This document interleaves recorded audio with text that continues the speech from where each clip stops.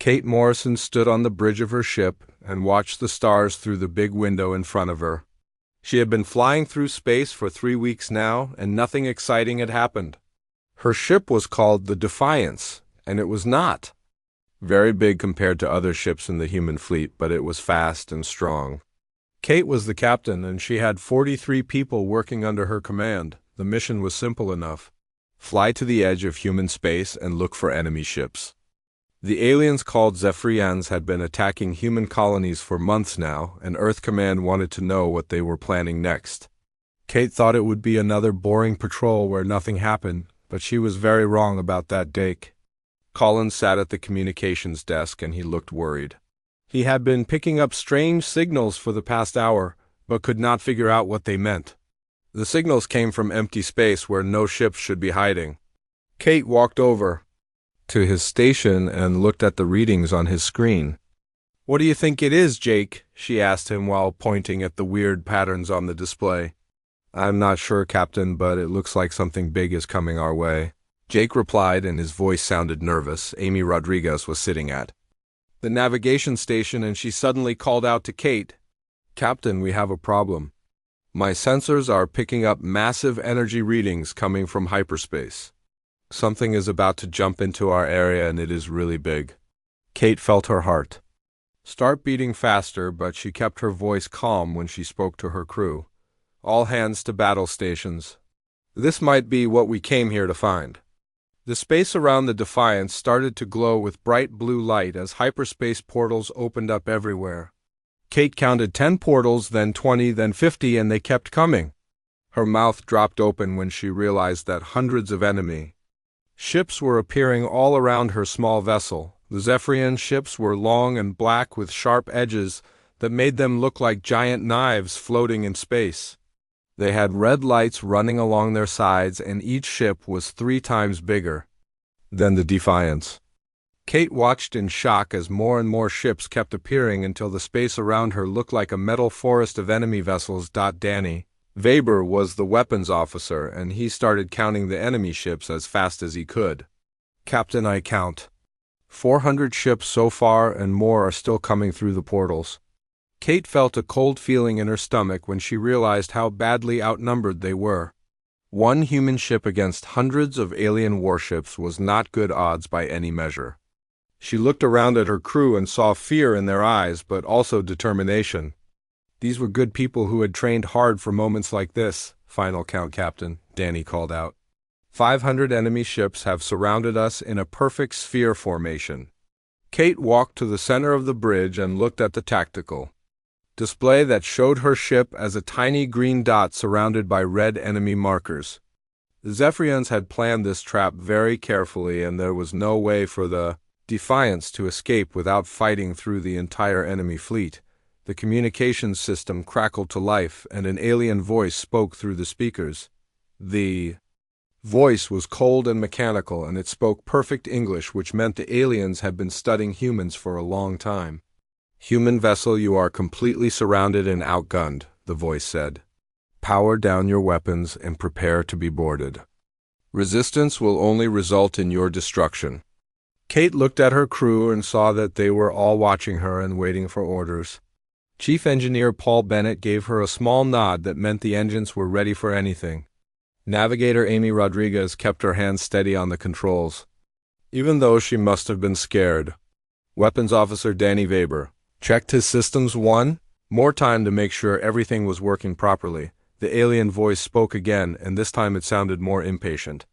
"You have 30 seconds to comply, human. After that, we will demonstrate the futility of your species' arrogance." Kate felt something strange happen inside her mind.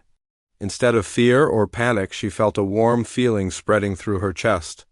She had studied military history since she was a child, and she knew that humans had always found ways to win against impossible odds. From ancient battles to modern wars, humans had never given up, even when everything looked hopeless. About all the human colonies that depended on ships like hers to keep them safe. She thought about Earth and all the people living there who trusted the military to protect them from threats like this. She thought about her crew who had followed her into deep space because they believed in the mission, A slow smile spread across Kate's face, and then she started to grin. The grin got wider and wider until her whole face was lit up with excitement instead of fear. Her crew looked at her like she had gone crazy, but they could see the confidence in her eyes. Kate activated the ship communication system so that everyone on board could hear her voice. All hands, this is the captain. Looks like we have found ourselves a proper fight today. The alien commander appeared on the main screen, and Kate could see its lizard-like face twisted with what looked like contempt. Your time is up, human.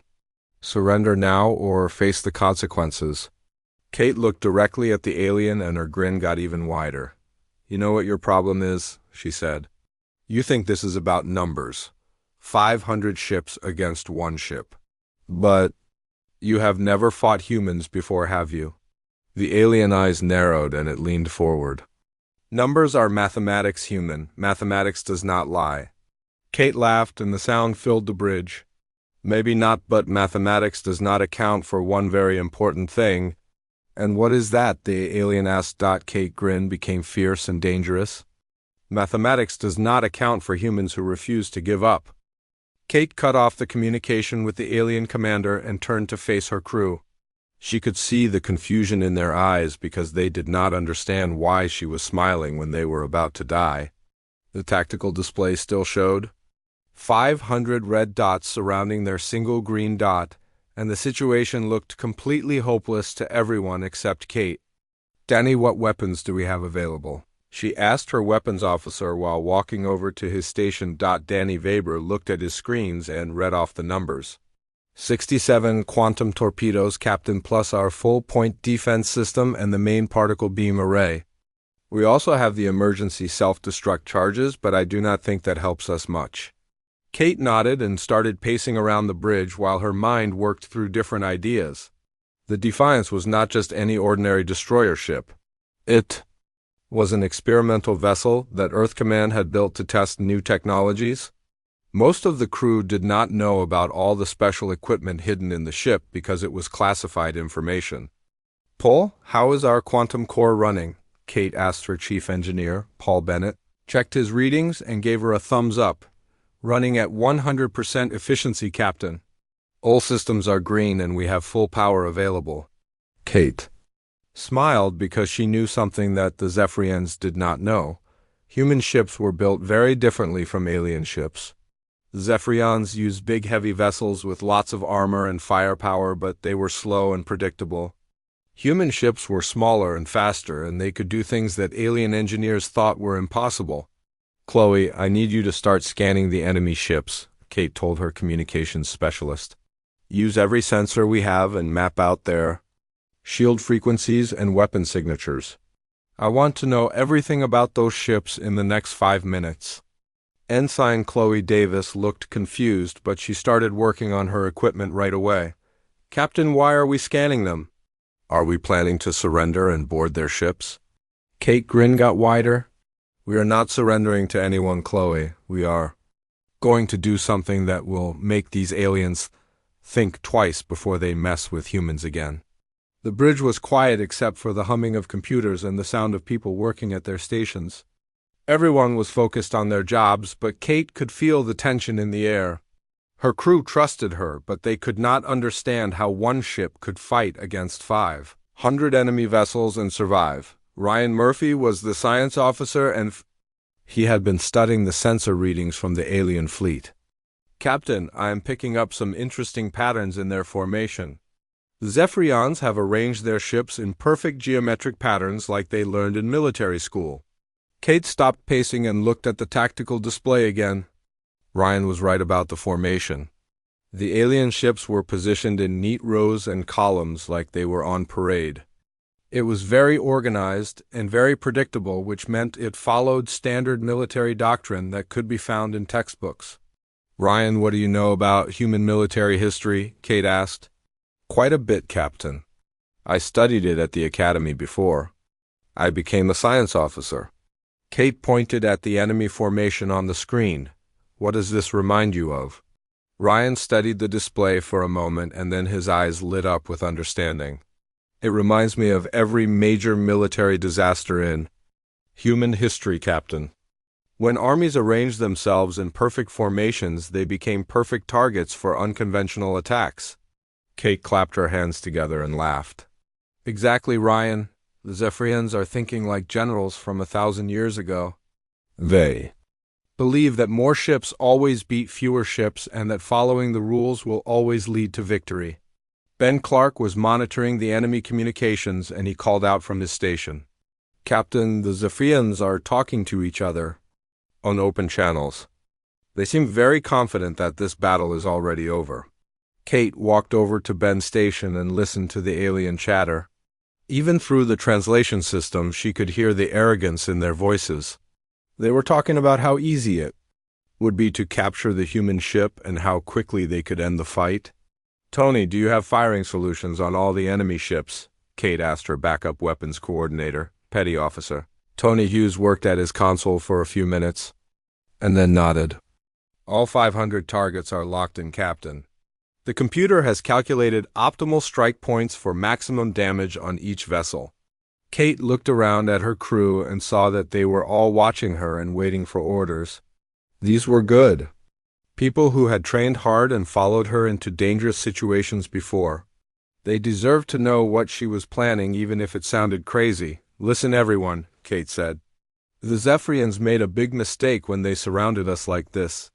They think they have us trapped, but actually they have trapped themselves. They arranged their ships in the most efficient formation for us to attack all of them at the same time.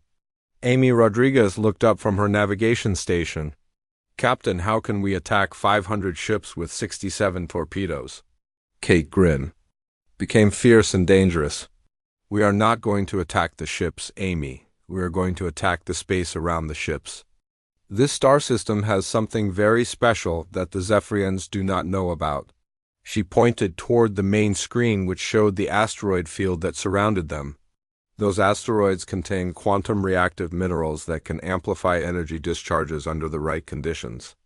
If we hit them with our torpedoes in the right way, we can create a chain reaction that will disable every enemy ship in the area. The crew stared at her in amazement because none of them had ever heard of using asteroids as weapons before.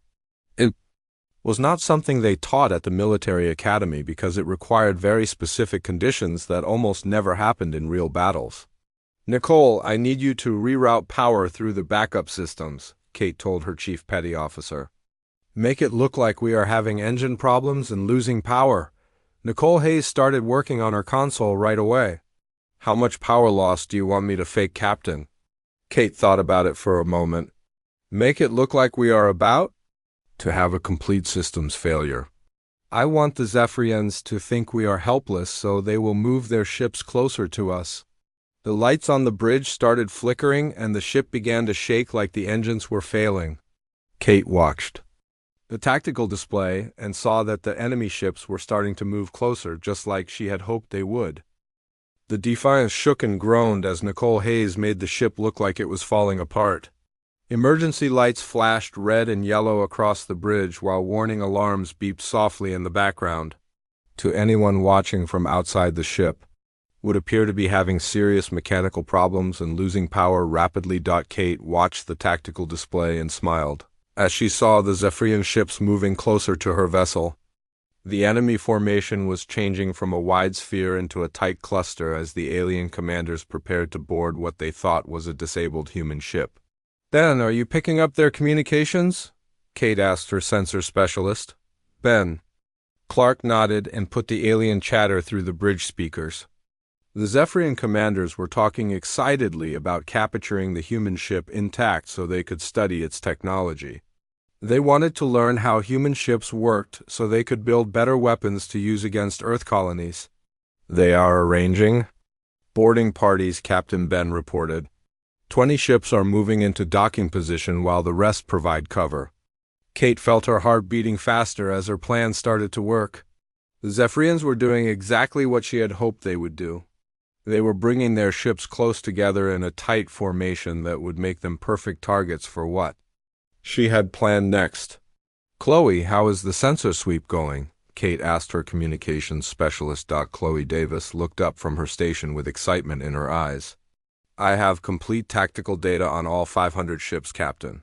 Shield frequencies, weapon signatures, structural weak points, and power distribution patterns. The computer has identified the best way to disable each vessel with minimum energy expenditure. Kate clapped Chloe on the shoulder. Outstanding work. Send all that data to Tony Weapons Station. Tony Hughes received the information and started programming firing solutions into the torpedo guidance systems. Captain, this is amazing. The computer says we can create cascade failures in their entire fleet if we hit the right targets in the right sequence.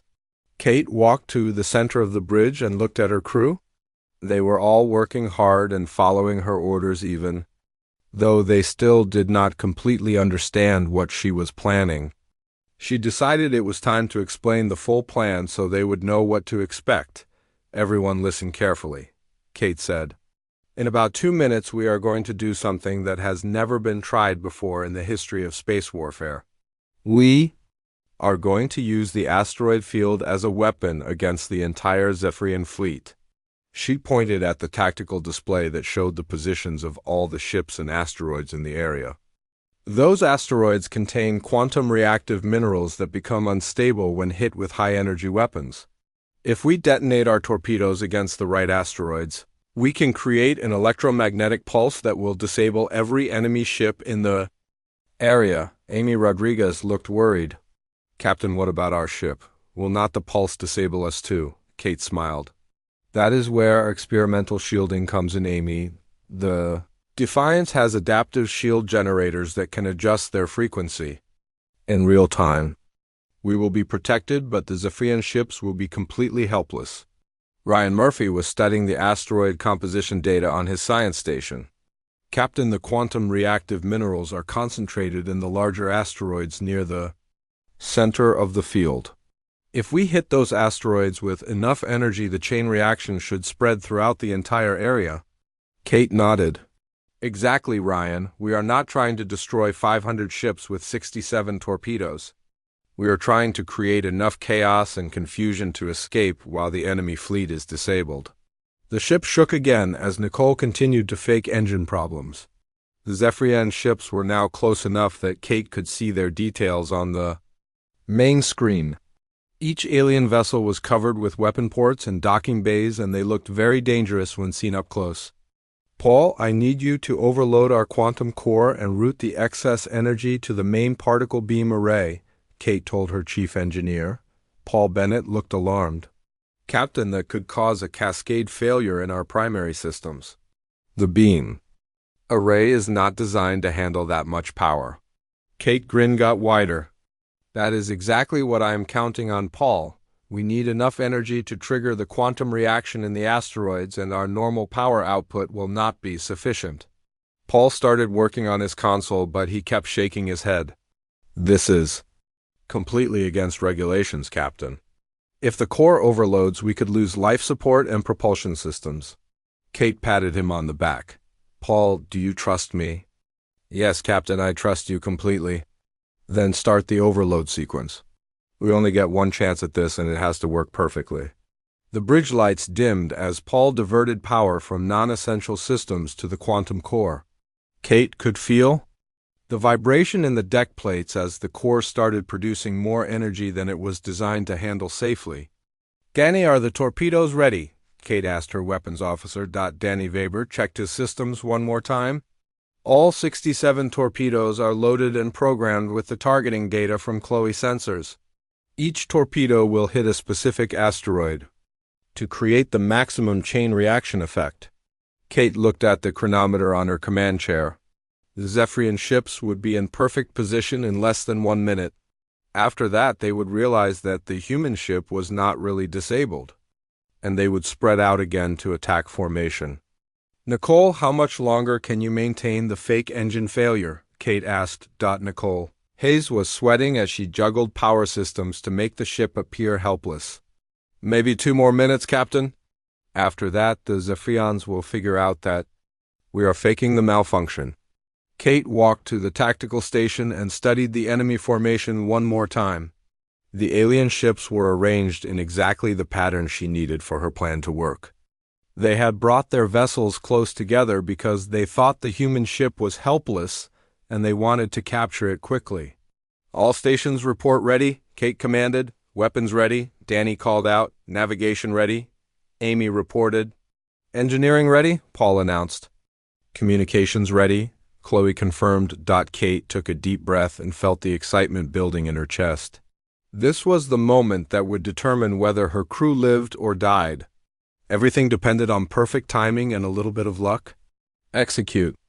"Operation Pandora," Kate commanded in a loud, clear voice. The Defiance suddenly came alive with power and purpose as every system activated at the same time.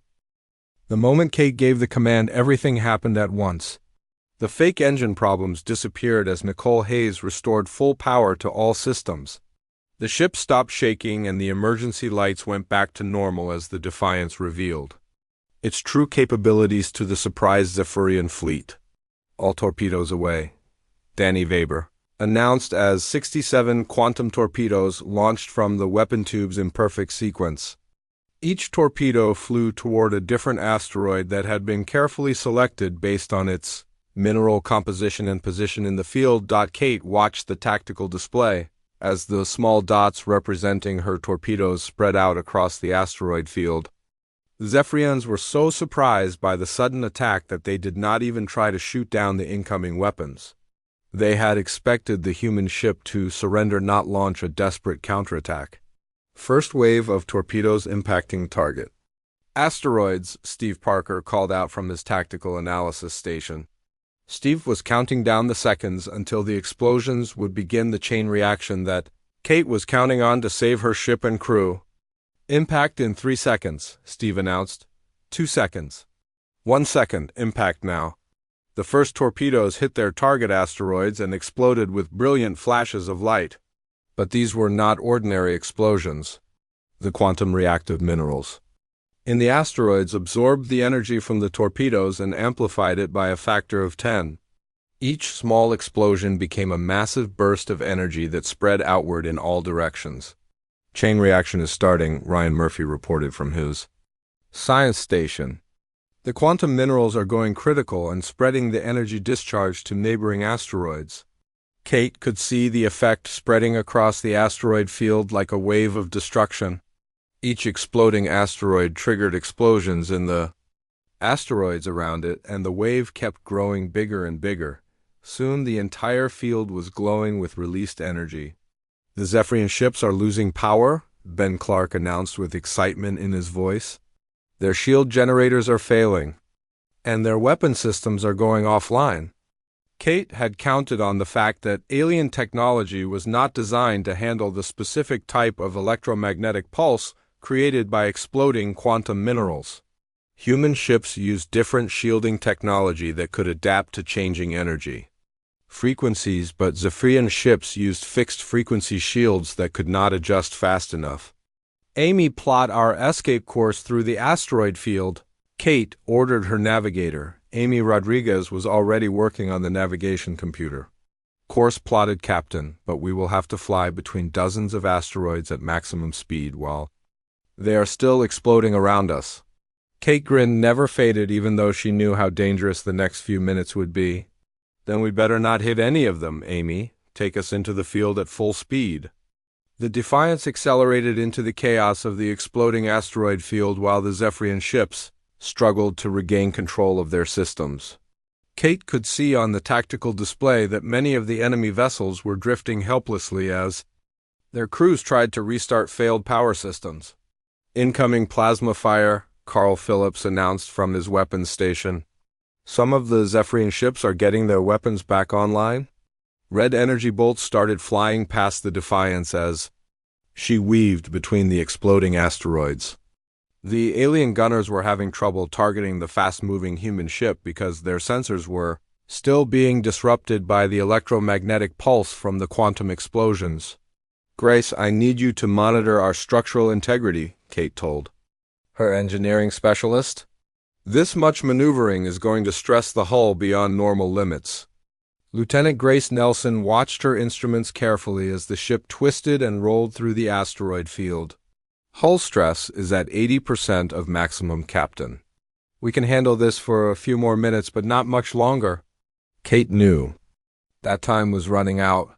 The Zephyrians would eventually get their systems working again, and then 500 angry alien warships would be chasing her through space. She needed to get clear of the asteroid field and into hyperspace before that happened. How long until we reach the edge of the field? Kate asked Amy. 2 minutes at current speed, Captain. But there are 3 large asteroids directly in our path, and I'm not sure we can maneuver around them at this velocity. Kate looked at the navigation display and saw the problem. The 3 asteroids were arranged in a line that blocked their escape route. Going around them would take too much time and slow them down enough for the Zephyrians to catch up. Amy, can we fly between those asteroids instead of around them? Kate asked. Amy checked her calculations and shook her head. The gap is only 50 meters wide, Captain. That is barely enough room for our ship to fit through, and we would have to maintain perfect control at maximum speed. Kate felt her heart beating faster as she realized this was the most dangerous part of her plan. Flying through a 50-meter gap at full speed while the ship was already stressed from combat maneuvering was almost impossible, but it was their only chance to escape. Paul, can our engines handle maximum power for 2 more minutes? Kate asked. Her chief engineer, Paul Bennett, checked his readings and nodded grimly. The engines are running hot, Captain, but they will hold together long enough to get us clear. Kate made her decision. Amy, thread the needle. Take us through that gap at full speed. The Defiance dove toward the 3 asteroids that blocked their path. Kate could see the massive rocks growing larger on the main screen as they approached. At incredible velocity, the gap between the asteroids looked impossibly small when seen up close. 30 seconds to the gap, Amy announced, and her voice was steady despite the pressure she was under. More plasma bolts flew past the ship as the Zephyrians continued their pursuit. Some of the alien ships had managed to restore power to their engines and were following the Defiance into the asteroid field. Kate could see them on the tactical display like angry red dots chasing her green dot through the maze of exploding rocks. 20 seconds to gap. Amy called out. Kate gripped the arms of her command chair as the ship lined up for the most dangerous maneuver of her career. The 3 asteroids filled the main screen, and the gap between them looked like a narrow tunnel that could crush her ship if the pilot made even the smallest mistake. 10 seconds, Amy announced. Kate held her breath as the Defiance shot forward toward the gap at maximum speed. 5 seconds. 4, 3, 2, 1. The ship flew through the gap between the asteroids with only meters to spare on each side. Kate could see the rock walls flashing past the windows as they threaded through the narrow opening at incredible velocity. We are clear of the asteroids, Amy announced with relief in her voice. Kate looked at the tactical display and saw that they had reached the edge of the asteroid field. Open space stretched ahead of them, and the hyperspace jump point was only a few minutes away at current speed. The Defiance cleared the asteroid field and flew into open space while explosions continued behind them. Kate looked back at the tactical display and saw that her plan had worked better than she had hoped. The chain reaction from the quantum minerals had spread throughout the entire asteroid field and created an electromagnetic storm that was still disrupting Zephyrian ships. Damage report from the enemy fleet, Ben Clark announced as he monitored alien communications. At least 30 Zephyrian ships are dead in space with complete power failure. Another 20 ships have significant damage to their engines and weapons systems. Kate felt proud of what her crew had accomplished, but she knew they were not safe yet. The remaining Zephyrian ships would eventually restore power and come after them with a desire for revenge. They needed to reach the hyperspace jump point before that happened. How long until we can jump to hyperspace? Kate asked Amy. 90 seconds, Captain, Amy replied while working on the navigation computer. The hyperspace window is opening, but we need to maintain current speed to reach the jump point in time. Kate nodded and looked around at her crew. Everyone was working hard to keep the ship running at maximum performance after the stress of combat. Paul Bennett was monitoring the engines while Grace Nelson watched the hull integrity readings. Both systems were being pushed beyond their normal limits, but they were holding together. "Captain, we have incoming plasma fire from the pursuit ships," Carl Phillips announced. "6 Zephyrian vessels have restored power and are closing on our position." Red energy bolts started flashing past the Defiance again as the alien ships tried to disable her before she could escape. The enemy gunners were firing at extreme range, so their accuracy was poor, but Kate knew that would change as they got closer. "Return fire with our remaining point defense systems," Kate ordered. "Do not let them get close enough for accurate shots." Danny Weber activated the defensive weapons and started shooting back at the pursuing ships. The point defense lasers were not powerful enough to destroy a Zephyrian warship, but they could disrupt their targeting systems and force them to keep their distance. 60 seconds to hyperspace jump. Amy called out. Kate could feel the tension on the bridge as everyone counted down the seconds until they could escape. The ship was flying at maximum speed while under fire from enemy vessels, and any system failure would mean death for the entire crew. "Captain, I am receiving a transmission from the Zephyrian Fleet Commander," Jake Collins announced from his communications station. Kate was surprised that the alien commander wanted to talk instead of just shooting. "Put him on the main screen." The lizard-like face of the Zephyrian commander appeared on the display, and Kate could see anger and frustration in his alien features. His ships had been humiliated by a single human vessel, and he was not happy about it. "Human commander," the alien said, and his voice was filled with rage. "You have destroyed dozens of my ships and killed hundreds of my crew. This attack will not go unpunished." Kate looked directly at the alien commander, and her grin returned. "Your ships are not destroyed, Commander. They are just disabled. Your crews will be able to repair the damage and fly home to tell everyone." "What happened here today?" The alien commander leaned forward, and his eyes narrowed. "What happened here was a cheap trick that will not work twice. Next time, we will be prepared for human deception." Kate laughed, and the sound filled the bridge. "Commander, you still do not understand what happened. This was not a trick or deception. This was humans doing what we do best." "And what is that?" the alien asked. Kate's expression became serious and determined. "We adapt. We improvise. We find ways to win even when the odds are impossible. Your people think that bigger fleets and more firepower always win battles, but humans know better." The alien commander was quiet for a moment as he considered her words. When he spoke again, his voice was different, and Kate realized that she had earned his respect even though they were enemies. "Human commander, your species continues to surprise us. This engagement will be studied by our military schools for generations to come." Kate nodded with appreciation for the compliment. "Tell your fleet commander something for me, Commander. Humans do not like being outnumbered. It just makes us more creative." 30 seconds to hyperspace jump," Amy announced. Kate looked at the alien commander one more time. "Commander, I suggest you focus on rescuing your disabled crews instead of chasing us. They will need help getting their ships operational again." The alien commander actually smiled, which was a strange sight on his reptilian face. "You are correct, human. Perhaps there is more to learn from your species than we initially believed." "Hyperspace window opening in 10 seconds," Amy called out. Kate felt relief flooding through her body as the escape point approached. Her plan had worked, and her crew would live to fight another day. The Zephyrians had learned that humans were not easy targets and would think twice before setting traps like this again. "Jump to hyperspace now," Kate commanded. The stars on the main screen elongated into bright lines as the Defiance entered hyperspace and left the battle behind. Kate sat down in her command chair and took a deep breath as the immediate danger passed. "Jake, send a message to Earth Command," Kate ordered. "Tell them we encountered a Zephyrian fleet of 500 ships and successfully escaped after disabling 30% of their forces." Jake Collins started working on the message, but he looked confused. "Captain, should I mention how we disabled so many enemy ships with just one destroyer?" Kate Grinned returned as she thought about how the admirals at Earth Command would react to her report.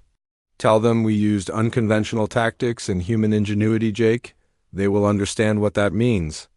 3 days later, the Defiance arrived at Earth Command headquarters, and Kate was called to a meeting with Admiral Lisa Carter. The Admiral had read the battle report and wanted to hear the full story directly from Kate. "Captain Morrison," the Admiral said as Kate entered her office, "your report makes interesting reading, but I find it hard to believe that one ship disabled 150 enemy vessels." Kate sat down and explained everything that had happened during the battle. She described how the Zephyrians had arranged their ships in predictable formations and how the quantum reactive asteroids had created the electromagnetic pulse that disabled the alien fleet. Admiral Carter listened carefully and asked many questions about the tactics Kate had used. When the briefing was finished, the Admiral leaned back in her chair and smiled. "Captain, your engagement with the Zephyrian fleet will change how we think about space warfare," the Admiral said. "You proved that human creativity and adaptability can overcome superior numbers and firepower." Kate felt proud of what her crew had accomplished, but she knew the real credit belonged to all the humans, who had refused to give up when faced with impossible odds throughout history. The war with the Zephyrians continued for 2 more years, but the aliens never again underestimated human determination and ingenuity. The Battle of Kepler, as historians called it, became required study at every military academy in human space.